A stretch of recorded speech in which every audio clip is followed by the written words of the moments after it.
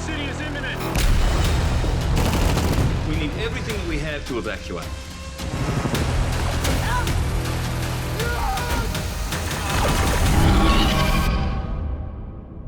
We did Occupation 1, and as we started to see it cut together and see it come together in the edit room, I had the idea of what happens next, where do I go? That was a cool beginning, but let's jump ahead forward 2 years and let's see what an alien invasion looks like 2 years into it. Let's pick up these characters or even new characters and see what the world's like. Where we've taken those characters into the sequel, it's just a whole nother level. Obviously from the set design and effects, everything you guys can see behind me, it's a whole new ballgame. Even though it is big, it is impressive, and it is immense, it's tied to a very grounded sense of humanity and heart. Even though it's an extraterrestrial sort of contextualization, Luke is actually trying to tell something sort of uniquely human and about, you know, he wants to talk about, you know, a human community under extraordinary duress. Because the canvas is so big in this movie and there's so many characters, we're telling a story that's like an ensemble cast. I can't be just focused on the cast. I have to let them have a play and have their and trust them to have their characters. As long as you cast right for the script, you're always going to be okay. And I think we've done a really good job casting this movie. I've loved working with Luke. He has given me a lot of flexibility, and he trusts me as an actor, which has given me a lot of creativity and courage to believe in myself that I can do what I need to do and be creative without needing direction.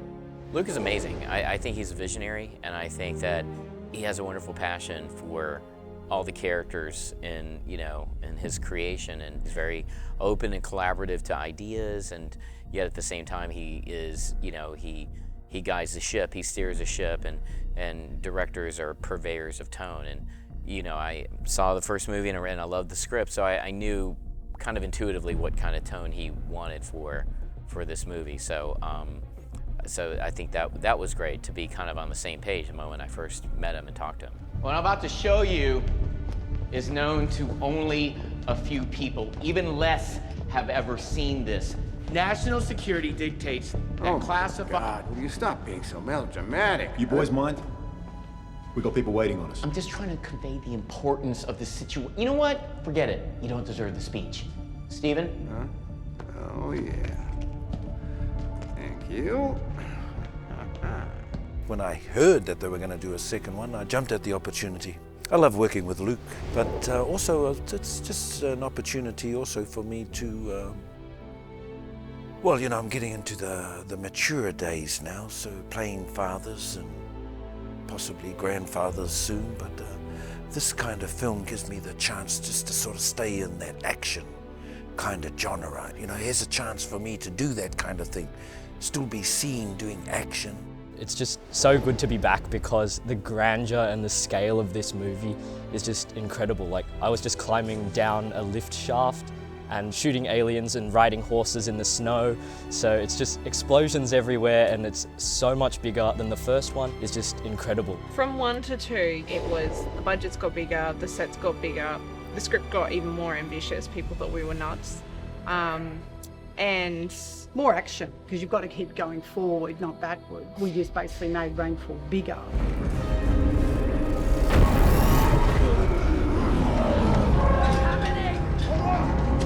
It's such a whirlwind. I'm still digesting this whole experience, to be honest, guys, really. It's just been turning up to set and then hopping in like a giant armored SUV with a 50 cal on top, and Luke going, okay, there's drones everywhere and you're just shooting them all. And action. You can't see the drones, but you gotta in your head, and you gotta do that, you gotta go to that place, and that's a freaky world. With drones flying around, you're shooting them and shit. Like, it's what the hell. And you know, and that's at 8 AM in the morning after you've just had your muesli. This is an incredibly ambitious project. Like, it's an enormously ambitious project, and I just take my hat off, because everybody's mucking in, everybody's sort of being patient, everybody's trying that little bit more, that little bit harder. Everybody understands what it's like in Australia to make a movie, particularly a science fiction movie on this scale, with the sort of budgets that we can find here. And so you just nothing but admiration. I think audiences can expect a really big film. Epic battles, epic fights, epic everything. Epic acting.